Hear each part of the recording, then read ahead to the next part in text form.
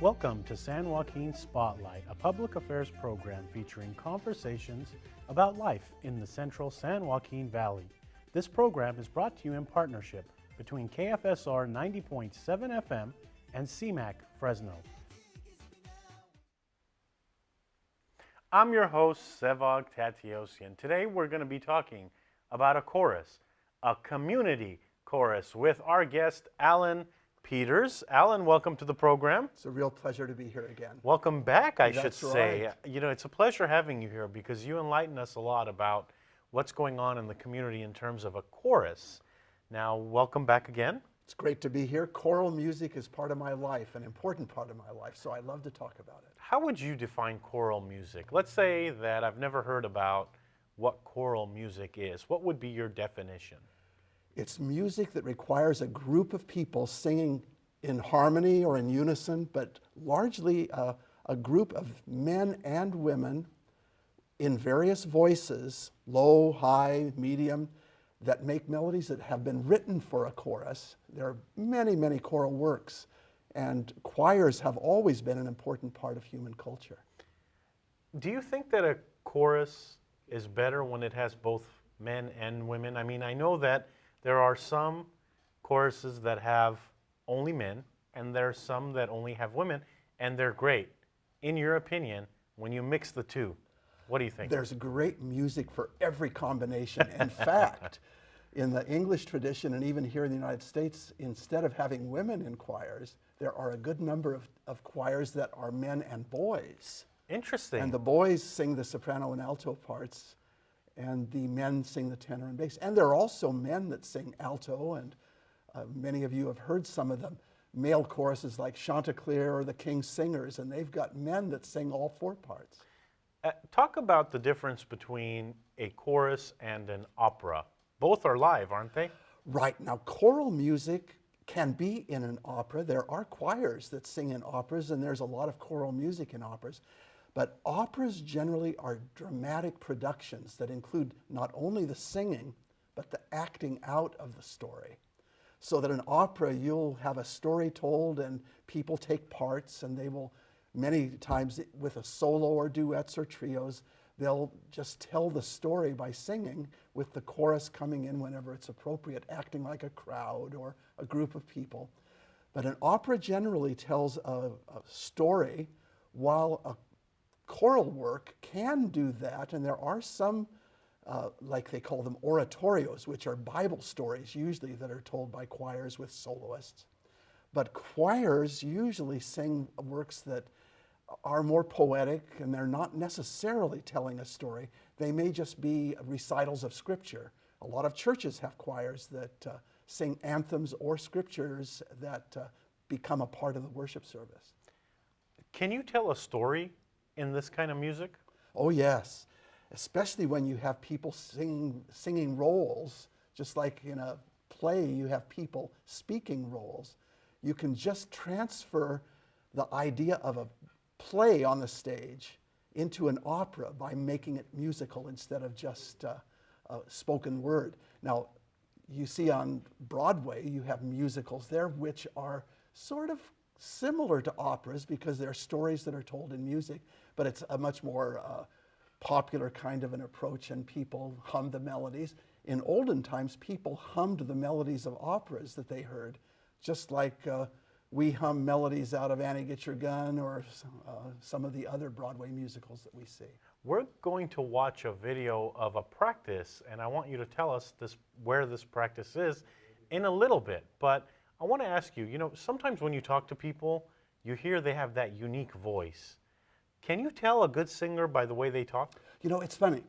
I don't think I have a particularly good speaking or sung voice, but I do them well enough so that in a choir setting, you don't have to have a great solo voice. You can have just an average or average to better kind of voice and fit in beautifully, because sometimes in a choir, if you have a good, strong solo voice, your voice sticks out and people can hear it even when the choir is singing, and that's not a good thing in choral music, because choral music, you want to have a good blend where you don't hear any individual's voice, but you hear this beautiful mixture of all the voices singing together. Let's take a look at this video that we have of your chorus practicing, and tell us a little bit about when you practice and how often you practice. We practice every Tuesday night during the school year. The Community Chorus Master Chorale is really a part of Cal State Fresno State. The director, Dr. Anna Hamry, is a member of the faculty at CSUF, and we rehearse at the university in their concert hall. We get together every Tuesday night at 7:30, and there is always a season that we're preparing for. So, for example, this November 10th, we're singing our first concert for this year, and we're now preparing for that concert. When we get together, first of all, we warm up. It's terribly important to get your voice warmed up. So like I'm driving my car, or like I'm practicing running or doing exercise, the voice needs to warm up as well, like a stretch? Yes, it absolutely needs that. And in fact, that is one of the ways where the director can determine the blend, the ability of the singers, whether they can sing on pitch or not. All of these things happen by doing vocal exercises. And people can actually learn to sing better and to sing with more breath support and to have a better sounding voice by going through certain kinds of exercises. So when we meet, we prepare to sing, doing breathing exercises, stretching exercises. Stretching in terms of like your arms? Absolutely. So you're telling me that stretching arms, stretching legs, stretching body has to do with your voice? It opens up your chest cavity. You can take in more air in your lungs. We even do breathing exercises where we see how long we can just do a s. And we have developed in the chorus an exercise that we get up to where we go 20 seconds without taking a breath, doing a continual s sound. Interesting. It strengthens your abdominal muscles. Choral music is a workout. We are tired at the end of our rehearsals. Well, I've been to several of your concerts, and you do such a great job. And we're going to see a poster, actually, of one of your concerts that's coming up. But tell us about this latest concert. On November 10th, out at the Sheboygan Performing Arts Center at Clovis North, we're presenting a concert that is composed of two different works. Both of them are Magnificats. Now you ask, what is a Magnificat? There is a scripture out of Luke chapter 1 where Mary, the mother of Jesus, after she's told that she's going to have a child by the angel Gabriel in this story, she responds by writing a poem, sort of. It's called the Song of Mary, and that's the Magnificat. And while you're talking, keep talking. I want to show our audience the actual poster of the performance that's coming up. So keep talking, though. What else is going on? And these two Magnificats, probably most people here in the Fresno community will never have another chance to hear, because both of them are rarely performed. Both of them are magnificent works of music. The first that we'll be doing, and it's interesting the sequence of this, the first is by Alan Hovhannes, the very famous Armenian composer. The second is by Carl Philipp Emanuel Bach, the son of Johann Sebastian Bach. Most people that know anything at all about Magnificats know that Johann Sebastian Bach, the father, wrote probably the most famous of them all. But this is the one by his second oldest son, Carl Philipp Emanuel, and it is very seldom heard and sung, but it is wonderful. We tried to figure out as a chorus why it was done so rarely, and then we started rehearsing it and discovered the reason. It is unbelievably difficult, especially the very last part of the work is composed of what we call melismas, or runs, where the voice is just skating around note by note, and everyone is doing this wonderful contrast in running voices, and it's very difficult work. When is this concert, and the public, are they welcome? Absolutely. We hope to fill. In fact, we've already sold quite a number of tickets. It will be held again November 10th, 2:30 in the afternoon, out at the Performing Arts Center at Clovis North. Public is invited. Tickets are interesting. The general admission is $20 per Which seat. actually, if you think about it, I mean, $20 is not bad. These days, we spend $20 on other things. Here, we can get entertainment and support a great group. Right, and even the $20, if you're a senior, above 60 years of age, or a student at any school, you get in for 15. So That's that's even amazing. a bargain.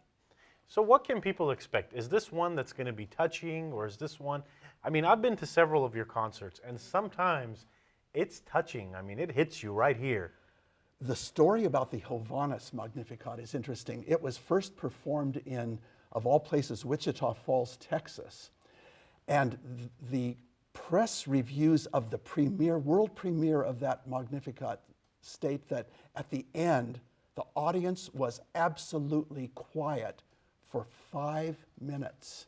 5 minutes. Right after everything was done. Right after it was over. And then immediately went into enormous standing applause, a standing ovation. It's an unusual work of music, and I mentioned that it comes first, and that's probably good, even though it's written within it was written in 1957, so it's barely 60 years old, but it has roots in the Armenian liturgical tradition.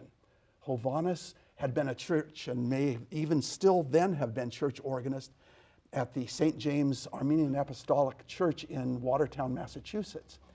And he had learned enough about the liturgy of the Armenian Orthodox Church that he included features in this Magnificat. And more than that, it's got some stunning effects.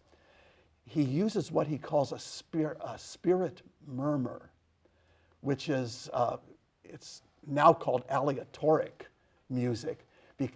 Alia is the Latin word for dice.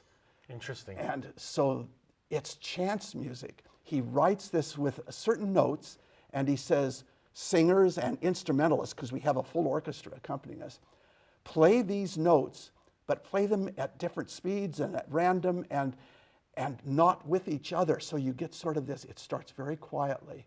You get this murmur.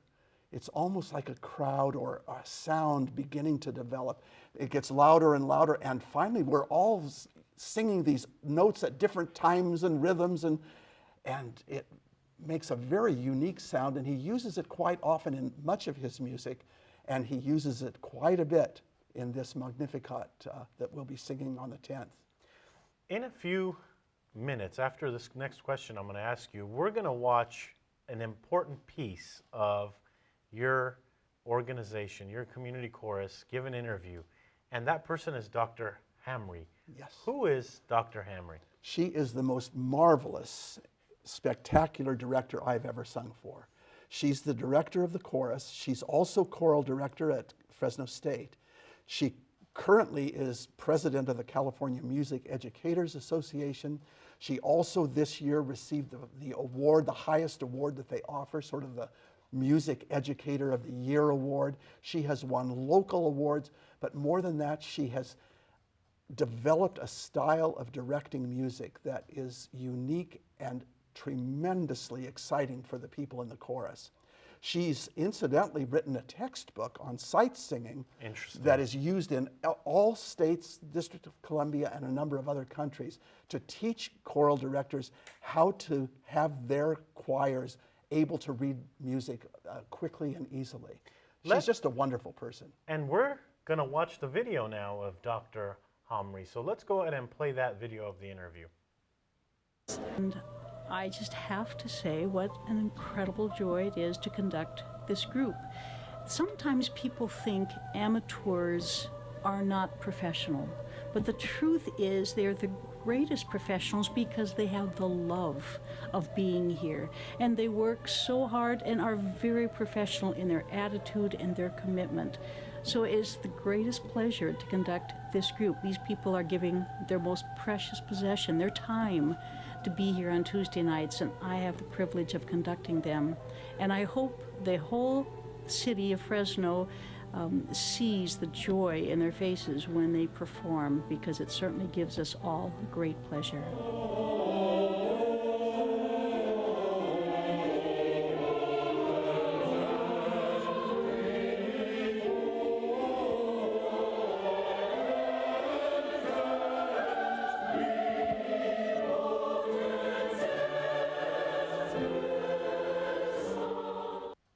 just got done listening to an interview with Dr. Humry. Thank you, by the way, to Valley PBS for doing that. I'd like to put that out there because they did a tremendous job videoing and helping you all promote the community chorus. But again, let's talk about Dr. Humry and talk a little bit about if a person is great at what they do, how does that make everyone else look? Well, she's an inspiration to us because, for one thing, she knows the choral repertoire very well, extremely well, and she knows us, and she knows the voice. She can stand in front of us, and with her eyes and with her hands, we know exactly what she wants us to sound like. She will shape her mouth.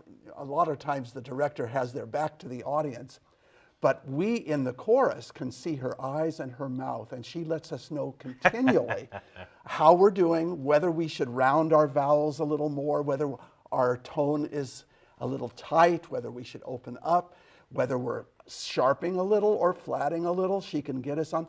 At the same time, she's keeping the orchestra going and cueing in members of the orchestra as they're due to enter in. She brings all of this together. It's like she's a marionette operator pulling all the strings of 150 choir members plus 40 in the orchestra. Almost 200 people she's got there that are watching her and trying to determine exactly what to do next and how fast to go, how slow to go, how loud to be, how soft to become. All of these things she's giving us instructions as she's there, and she's a pro at it. She knows how to do that. When I was at several of your concerts, I thought I was at a professional singing choir.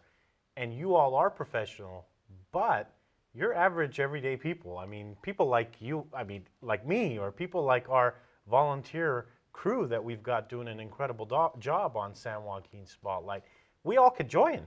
Our goal is to become as professional as we can. And the thing about it is that we've been doing that. Like you say, we're growing all the time. When Maestro Kuchar, the conductor of the Philharmonic, directed us last year as we did the Mozart Requiem, he said to us after one rehearsal, he says, when I first came here, you were a community chorus. He says, now you are the community chorus. And he let us know that we had grown tremendously. He has worked with a lot of choruses, and I think at this point, we've reached a level where he's completely satisfied that we can do any piece of music that he could throw at us. It's a wonderful feeling, and we all want to be professional. But you know, it's not bad being amateur either, because you know what amateur means. The verb amo in Latin means love. Oh, interesting. And so an amateur is someone that is doing it because they really love it. They're not being paid necessarily. They're not doing it because they're getting paid. They're doing it because it's part of their life and they love it. How important is it, as someone like you who's in the actual community chorus, how important is it to look out and see an auditorium full of people watching you? The reason we sing is because we want to bring to the community the best music possible. And in the choral repertoire, there is magnificent music, and it's disappointing to us if we prepare for weeks, months for a concert. We know that we have a message to give and a beautiful work of art to present, and there are empty seats there, and so somebody's missing out. That's the way we feel. If a seat is empty, someone is missing out on hearing something that is part of history, part of culture, part of art, part of our lives, and we're sorry about that. You're a complete volunteer, right? No one in the community chorus singing on stage gets paid. No. Do people come up to you and afterwards, and what do they say? They come up often and say, how do we join? We want to sing with you. You're having such a good time. You're sounding so good. Your music is so professional. Can we join? And of course, anyone in the public can audition. And like I say, you don't have to have a great voice. You have to have the kind of a voice that blends in with the rest of them. But I'm not a soloist, and I've sung in choruses since I was in high school. Talk a little bit about how people can purchase tickets to this upcoming performance? Any member of the chorus, if you know one has them, can sell them. They are also available online. Google Fresno Community Chorus and you can get to our website. We have you can order them with credit cards and everything online, so you can do them either, and then you can come to the box office. But however, it's sort of risky to come to the box office because most of our recent concerts have been sellouts. So that it's probably better to get a ticket ahead of time, and the online way is the best if you don't know a chorus member. Every chorus member is a seller of tickets. So if you know someone, they have one for you. Singing in the bathroom. A lot of times in the media, there's jokes about people singing in the bathroom when they're taking a shower. However, tell us your opinion on that. I mean, is that a good place to sing? People like to sing. There are some exceptions, but most people, and even the ones that don't think they can sing well, still sing in the shower. I think any singing is part of our lives. And we go to church and sing. We sing in the car as we're driving along. We listen to music and sing along if we know the music or the words. Human beings, I think, really want to sing. And so singing is absolutely a natural way of communicating, not only to other people, but even to ourselves. How do I know how good my voice is? I mean, what could I do to help me understand if I have a singing voice? There are teachers of voice, but what I would do is audition for the chorus because Dr. Hammering would then hear you personally and she could give you advice in that regard. Most of us have good singing voices. We just don't know it. I mean, you haven't developed it yet. Like I say, it's hard work, it's a discipline, it's a process you go through, and learning the notes and music. Many of us used to sing in public school because we had music classes in public school. I grew up throughout elementary and high school having music provided as part of my education. Nowadays, that's not necessarily the case, so that kids aren't learning to read music and do music and sing music in school. But there are ways for that to happen. Even now, there are children's choruses, there are high school choruses. You can take piano lessons, and that helps you get an idea of how to read music. And, you know, that music score with lines and notes on it is a foreign language until you learn how to read it and how to speak it. Is it ever too late to join No. the community chorus? I mean, let's say that we have someone in the audience listening to the program now, watching it on CMAC or listening to it on KFSR, think to themselves, you know, I'm too old. My time has passed. In the community chorus that will be performing on November 10th, we have people that are students in college, all the way up to people that are, if not already there, close to 90. And they are important. We have one member that has been a member of the chorus every year since it was founded 56 years ago. So you have an individual that's over 90 on the chorus, and so there's no excuse. Basically what you're telling me is there's no excuse for someone who loves singing to not join the community chorus. Absolutely right. After this performance, what's next? I mean, do you have a list of future performances? We have a whole season. After this concert, then we go, and with the Philharmonic, we're singing their holiday concert this year. We did that last year, and so around the beginning of December, there's a concert with the Fresno Philharmonic where we will be performing holiday music with them. Then shortly after that, there is a concert that we're sponsoring and doing for children, which is one of Benjamin Britten's little works for children called Noah's Flood, or Noah's Flood, and it's a story of Noah and the ark. And then the next major large concert after that is in spring, and it's the Foray Requiem and the Lauridsen Lux Aeterna, two wonderful works that we'll be presenting later in the spring. We're running out of time this week on the program, but other than singing in the choir, it sounds like, from my experience, the folks in the community chorus, they're also friends. I mean, you know, I see the relationship that you and Miss Jensen has, and so you all have known each other for a while. Oh, we have parties, we have fundraisers, we have all sorts of things. In fact, we're going to be doing a fundraiser this spring too that we'll be inviting sponsors to attend. And so we like to get together. In fact, this Spirit Murmur that Hovhannes uses is somewhat similar to the sound of voices before we rehearse, because everyone is enjoying a conversation, talking together, and that's what Hovhannes wanted to give this effect of a murmuring crowd coming, and that's sort of how our rehearsals are. Sometimes Dr. Hamry even has to say, "Come on, folks, let's get down to business now," and stop the conversations. When is this concert, and how can we find out more information about it? It's November the 10th, 2013, 2:30 in the afternoon, with, of course, the important addition at 1:15 is a lecture by Dr. Hamry on the contents of that concert. So the lecture, and then we go into The concert is at 2:30. So it's a full day. You can find information from our website. Just Google Fresno Community Chorus.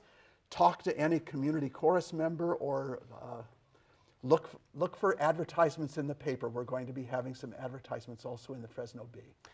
Alan Peters, thank you so much for coming on the program and telling us more about the community chorus. You know, when I first met you, it was Mr. Peters, but we've seen each other so much. Now we're friends. It's Alan now. So thank you so much for coming on and telling our audience members. Sevag, you can tell. I love to talk about just about anything but and you're music. good. And we have to get you back to talk about genealogy, because I hear you're good at that. Love to do that too. That's all for this edition of San Joaquin Spotlight. To the volunteer crew that made this and every production possible, thank you. Thank you to our audience members listening to us at home on CMAC Television or KFSR 90.7 Radio. To our guest, Alan Peters, and the Community Chorus, thank you for the great work that you all do. I'm your host, Sevag Tateosian. Follow us on Twitter, find our Facebook page, and check us out on YouTube. Tune in next week for a new edition.